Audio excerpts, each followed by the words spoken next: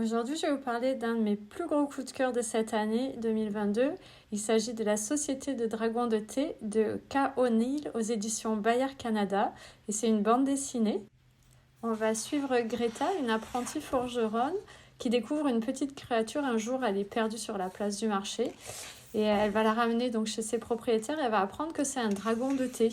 Les deux propriétaires du salon de thé, donc s'appellent Ézéchiel et Eric, ils vont vouloir l'initier à l'art délicat de soigner les dragons de thé parce qu'ils ont de moins en moins de gens qui sont capables de le faire. Et peu à peu, il y a une amitié qui va se créer entre eux et Greta va découvrir l'étendue de cet art et comment les dragons de thé enrichissent leur vie. J'ai été absolument charmée par ce joli conte de fées envoûtant. C'est une histoire qui est séparée en 4 chapitres, une pour chaque saison. Ça va nous entraîner dans un monde de fantaisie, peuplé de créatures à l'apparence mi-humaine, en partie animale aussi. C'est une histoire qui véhicule des valeurs de solidarité, d'écoute de l'autre, d'entraide, et aussi parler de maintenir les traditions et surtout les savoir-faire artisanales.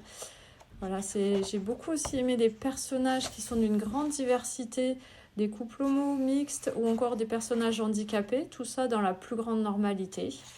Et puis le dessin aussi est absolument magnifique, c'est très doux, adorable, des belles couleurs très colorées et puis très délicat, il y a plein de fleurs partout. C'était un gros coup de cœur.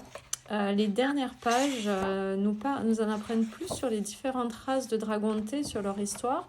Et du coup, ça nous laisse entrevoir qu'il va y avoir de nouveaux arrivants, de nouvelles têtes dans les prochains tomes. Et en effet, il s'agit d'une trilogie.